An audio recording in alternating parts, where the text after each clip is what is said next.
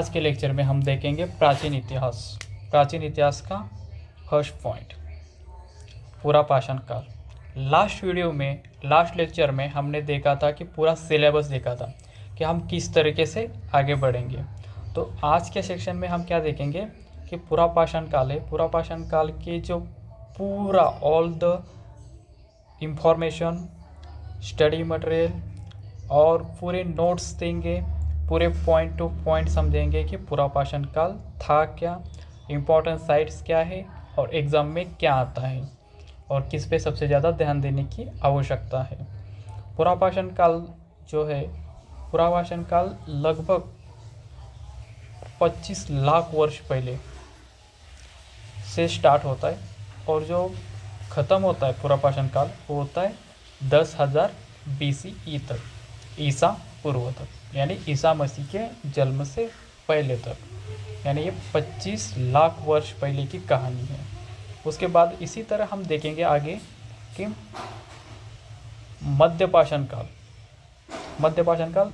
10,000 से 8,000 ईस्वी सन पूर्व तक। उसमें क्या था, तो इसमें क्या है देखिए, पूरा पाषाण काल किसके ऊपर बेस है। तो अभी हम देखेंगे शिकार, पत्थरों के औजार, इसी के ऊपर पूरी तरह बेस है। और ये जो है कालखंड बहुत बड़ा है, तो इसको भी 3 भागों में डिवाइड किया हुआ है।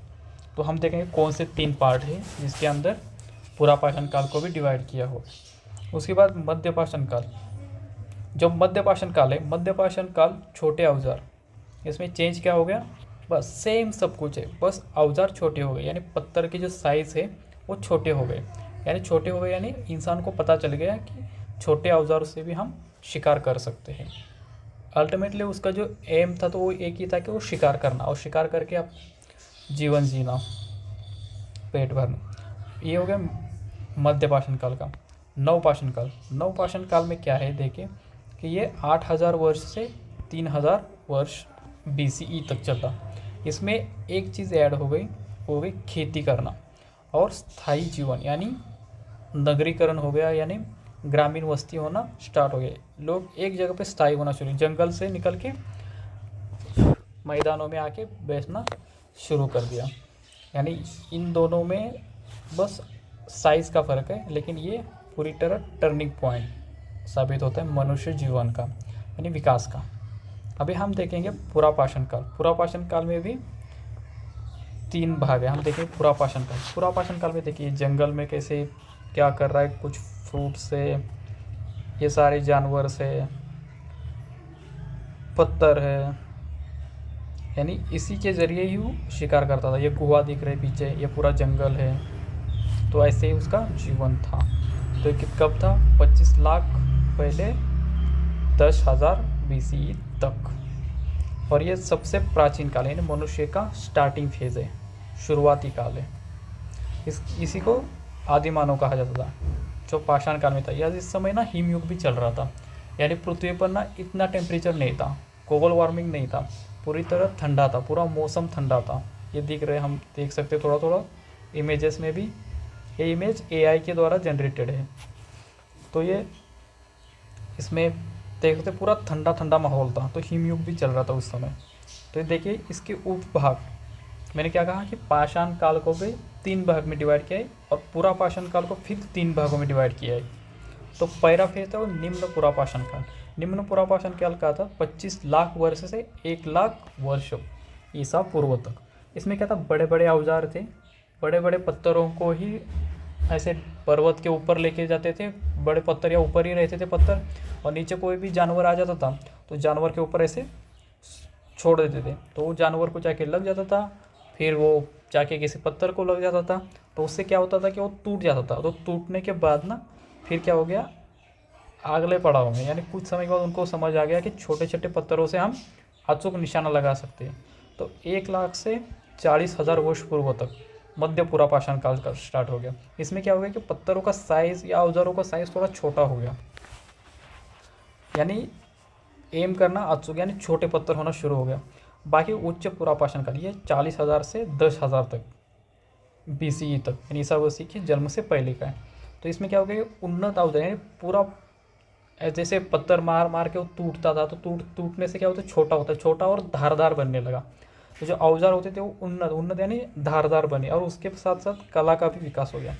कला का विकास में ये देखिए जैसे चित्र, तो हम देखेंगे इंडिया में कौन कौन से साइट से जहाँ पर पूरा पाषाण काल के अवशेष मिलते हैं, यानी उस समय के जो बनाए गए कुछ पेंटिंग्स है वगैरह वो मिलते। तो सबसे इम्पोर्टेंट है भीमबेटका, और भीमबेटका हर एग्ज़ाम में आ जाता है, हर एग्ज़ाम में उसको पूछा जाता है, बहुत सारे एग्ज़ाम में पूछा जाता है भीमबेटका सबसे इम्पोर्टेंट, क्योंकि ये मध्य पुरा पाषाण काल, उसके बाद नव पुरा पाषाण काल, और उसके बाद उच्च पुरा पाषाण काल।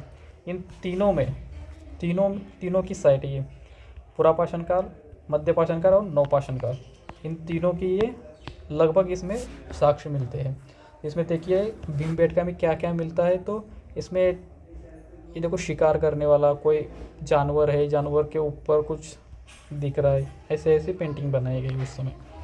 दूसरा जो साइट पे वो सोन घाटी, पाकिस्तान के उस वाले साइट में, ये सोन नदी के पास की घाटी है, वहाँ पे मिलता है, सबसे पुराने औजार मिलते हैं वहाँ पे। उसके बाद कर्नाटक में, उसके बाद तमिलनाडु, नर्मदा घाटी मध्य प्रदेश के आसपास इसमें मानव के अवशेष मिलते हैं। तो ये साइट सबसे ज़्यादा इम्पोर्टेंट है, इसको भी नोट करके रखिए, पूछा जाता है ये सारे साइट से।